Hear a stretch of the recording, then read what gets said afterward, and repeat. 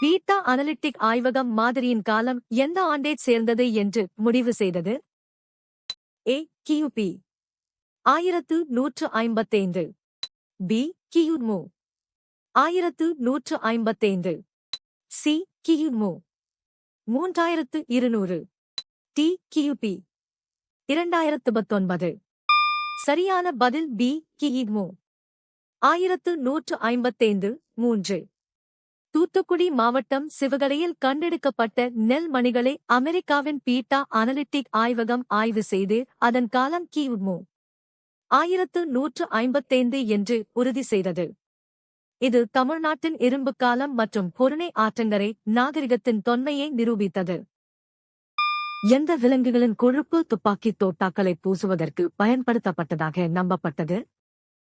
ஏ. செம்மறி ஆடுகள் மற்றும் வெள்ளாடுகள். பி. கோழிகள் மற்றும் வாத்துகள். சி. குதிரைகள் மற்றும் ஒட்டகங்கள். டி. பன்றிகள் மற்றும் பசுக்கள். சரியான பதில் டி. பன்றிகள் மற்றும் பசுக்கள். 4. புதிய என்பீல்டு ரகத் துப்பாக்கிகளில் பசு மற்றும் பன்றி கொழுப்பு தடவப்பட்ட தோட்டாக்கள் பயன்படுத்தப்படுவதாக சிப்பாய்கள் நம்பினர். இது இந்து மற்றும் முஸ்லிம் வீரர்களின் மத உணர்வுகளை புண்படுத்தியதால் 1857 புரட்சி வெடித்தது. கர்னல் பென்னிகுயிக்கின் தொழில் என்ன? ஏ. வரலாற்றாசிரியர் மற்றும் காப்பகவியலாளர். பி. சந்தை ஆய்வாளர். சி. விவசாய பொருளாதார நிபுணர். டி. இராணுவ பொறியாளர் மற்றும் குடிமைப் பணியாளர். சரியான பதில் டி. இராணுவ பொறியாளர் மற்றும் குடிமைப் பணியாளர். சரியான விடை இராணுவ பொறியாளர் மற்றும் குடிமைப் பணியாளர். ஜான் பென்னிகுயிக் ஒரு பிரிட்டிஷ் இராணுவ பொறியாளர் ஆவார். இவர் முல்லைப் பெரியாறு அணையை கட்டியவர். விவசாயிகளின் நலனுக்காக தனது சொந்த சொத்துக்களை விற்று இந்த அணையை கட்டி முடித்தார். மான்செஸ்டர் எந்த துறைமுகத்திற்கு அருகில் அமைந்திருந்தது? A. Liverpool Liverpool. B. London London. C. Bristol Bristol. D. Glasgow Glasgow. சரியான பதில் ஏ. Liverpool Liverpool. 1. மான்செஸ்டர் ஒரு முக்கியமான தொழில் நகரமாக இருந்ததால் அங்கிருந்து பருத்தி பொருட்களை ஏற்றுமதி செய்ய அருகிலுள்ள லிவர்பூல் துறைமுகம் பயன்படுத்தப்பட்டது. 1894 இல் மான்செஸ்டர் கப்பல் கால்வாய் கட்டப்படும் வரை லிவர்பூல் அதன் முக்கிய நுழைவாயிலாக இருந்தது.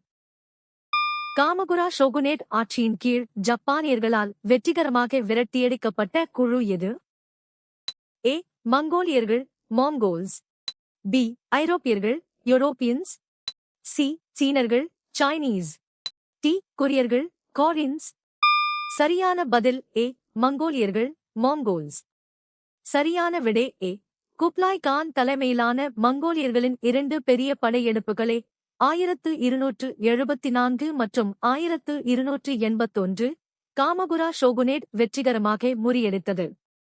காமிகாசே எனப்படும் தெய்வீக காற்று சூறாவளி மங்கோலிய கப்பற்படையை அழிப்பதில் முக்கிய பங்கு வகித்தது. ரோமானிய பேரரசின் சரிவின் போது வடகிழக்கு இந்தியாவை எந்த குழுவினர் படையெடுத்தனர்? ஏ. ஹூனர்கள் ஹன்ஸ். பி. வாண்டல்கள் வாண்டல்ஸ்.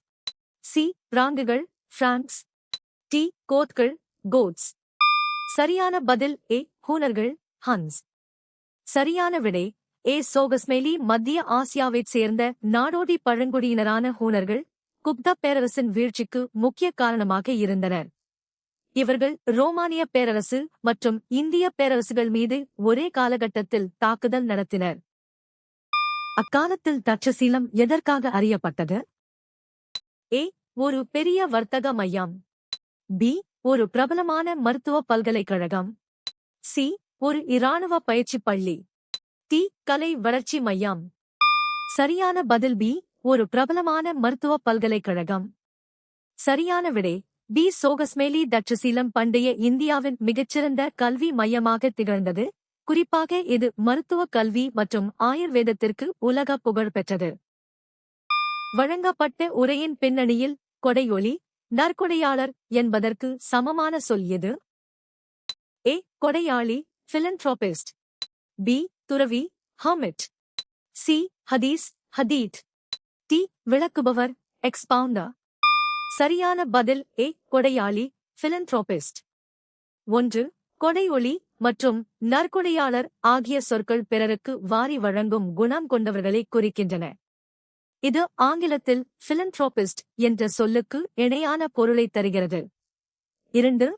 பி. துறவி என்பது உலக சுகங்களை நீத்தவரை குறிக்கும். பிரபுக்கள் விவசாயிகளிடமிருந்து எதை வசூலித்தனர்? ஏ. விற்பனை வரி சேல்ஸ் டாக்ஸ். பி. நிலப்பிரபுத்துவ வரிகள் ஃபியூடல் டியூஸ். சி. டைட்கள் டைட்ஸ். டி. வருமான வரி இன்கம் டாக்ஸ். சரியான பதில் பி. நிலப்பிரபுத்துவ வரிகள் ஃபியூடல் டியூஸ். இடைக்கால ஐரோப்பாவில் நிலப்பிரபுத்துவ முறையில் பிரபுக்கள் விவசாயிகளுக்கு நிலம் வழங்கியதற்கு பதிலாக நிலப்பிரபுத்துவ வரிகளை ஃபியூடல் டியூஸ் வசூலித்தனர். இதில் உழைப்பு, விளைச்சல் மற்றும் பணம் ஆகியவை அடங்கும். தேசிய கல்விக் கொள்கை ஆணையம் எந்த ஆண்டு அமைக்கப்பட்டது? ஏ. 1983. பி. 1986. சி. 1993. டி. 1990. சரியான பதில் பி. 1986.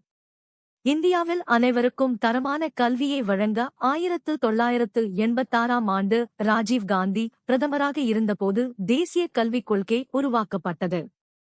இது கரம்பலகி திட்டம் போன்ற முக்கிய சீர்திருத்தங்களை அறிமுகப்படுத்தியது. மலாயாவில் உள்ள பினாங்கிற்கு எத்தனை கிளர்ச்சியாளர்கள் நாடு கடத்தப்பட்டனர்? ஏ. 24. பி. 16. சி. 73. டி. 1801. சரியான பதில் சி. 73. 1801 நடந்த தென்னிந்திய புரட்சியின் முடிவில் மருது சகோதரர்கள் உள்ளிட்ட கிளர்ச்சியாளர்கள் தோற்கடிக்கப்பட்ட பின் 73 பேர் மலாயாவின் பினாங்கிற்கு நாடு கடத்தப்பட்டனர். இது பிரிட்டிஷ் ஆட்சிக்கு எதிராக கிளர்ந்தெழுந்தவர்களை ஒடுக்கும் நடவடிக்கையாக அமைந்தது. பின்வருவனவற்றில் எது ஆய்வுக்காக பார்வையிட வேண்டிய ஆரம்பகால வரலாற்று தளமாக பட்டியலிடப்பட்டுள்ளது? A. Arikamedu Arikamedu. B. Nalanda Nalanda. C. Pataliputra Pataliputra. D. Taxila Taxila. சரியான பதில் ஏ. அரிக்கமேடு அரிக்காமேடு. புதுச்சேரிக்கு அருகில் உள்ள அரிக்கமேடு ஒரு முக்கியமான இந்தோரோமானிய வணிகத் தலமாக ஆரம்பகால வரலாற்றுப் பகுதியில் திகழ்ந்தது. இங்கு மேற்கொள்ளப்பட்ட அகழ்வாராய்ச்சியில் ரோமானிய மட்பாண்டங்கள் மற்றும் மணிகள் கண்டெடுக்கப்பட்டுள்ளன. பிரெஞ்சுக்காரர்களின் முக்கிய வர்த்தக மையம் எங்கு அமைந்திருந்தது? A. Calcutta Calcutta. B. Madras Madras. C. Pondicherry Pondicherry. D. Bombay Bombay. சரியான பதில் சி. பாண்டிச்சேரி பாண்டிச்சேரி. சரியான விடை சி. சோகஸ்மேலி 1674 பிரான்சுவா மார்டின் என்பவரால் பாண்டிச்சேரி பிரெஞ்சுக்காரர்களின் முக்கிய வர்த்தக மையமாகவும் தலைமையிடமாகவும் உருவாக்கப்பட்டது. இது இந்தியாவில் பிரெஞ்சு செல்வாக்கின் மையப்புள்ளியாக திகழ்ந்தது. மாபெரும் சைவ மற்றும் வைணவ பெரியார்கள் எதற்கு பங்களித்தனர்? ஏ. இராணுவ உத்திகளின் வளர்ச்சிக்கு. பி. புதிய வம்சங்களை நிறுவுவதற்கு. சி. சமஸ்கிருத இலக்கியத்தின் வளர்ச்சிக்கு. டி. தமிழ் இலக்கியத்தின் வளர்ச்சிக்கு. சரியான பதில் டி. தமிழ் இலக்கியத்தின் வளர்ச்சிக்கு. சரியான விடை டி. சோகஸ்மேலி நாயன்மார்களும் ஆழ்வார்களும் பக்தி இயக்கத்தின் மூலம் தேவாரம், 4000 திவ்ய பிரபந்தம் போன்ற பல இலக்கியங்களை படைத்தனர். இவை தமிழ் மொழியை வளப்படுத்தியதுடன் சாதாரண மக்களிடையே இலக்கியத்தை கொண்டு சேர்த்தன. இந்திய தேசிய காங்கிரசின் முதல் அமர்வில் எத்தனை பிரதிநிதிகள் கலந்து கொண்டனர்? ஏ. 100. பி. 22. சி. 72. டி. 50. சரியான பதில் சி. 72. 1. 1885 பம்பாயில் நடைபெற்ற இந்திய தேசிய காங்கிரசின் முதல் கூட்டத்தில் 72 பிரதிநிதிகள் கலந்து கொண்டனர். இதில் பெரும்பாலானோர் வழக்கறிஞர்கள் மற்றும் பத்திரிகையாளர்கள் என்பது குறிப்பிடத்தக்கது. ஏ. 100 என்பது முதல் கூட்டத்தில் பங்கேற்றவர்களின் எண்ணிக்கை அல்ல. தில்லியிலிருந்து இடம்பெயர்ந்த குடிமக்களால் அறிவிக்கப்பட்ட சுதந்திர சுல்தானகத்தின் பெயர் என்ன? A. Madurai. B. Tughlaq Tughlaq. C. Bahmani Bahmani. D. Bengal Bengal. சரியான பதில் சி. பாமினி பெஹ்மனி. முகமது பின் துக்ளக்கின் ஆட்சியின் போது தில்லியிலிருந்து தௌலதாபாத்திற்கு மாற்றப்பட்ட மக்களும் அதிகாரிகளும் கிளர்ச்சி செய்து 1347 பாமினி சுல்தானகத்தை உருவாக்கினர். இது தக்கான பகுதியில் உருவான முதல் சுதந்திர இஸ்லாமிய அரசு ஆகும். சுதேச அரசுகள் தொடர்பாக பிரிட்டிஷார் எவ்வாறு குறிப்பிடப்பட்டனர்? A. முதன்மை சக்தி, த paramount power. B. ஆலோசனைக் சக்தி, தி advisory power. C. ஆளும் சக்தி, த governing power. T. ஏகாதிபத்திய சக்தி, தி imperial power. சரியான பதில் A. முதன்மை சக்தி, த paramount power. சரியான விடை.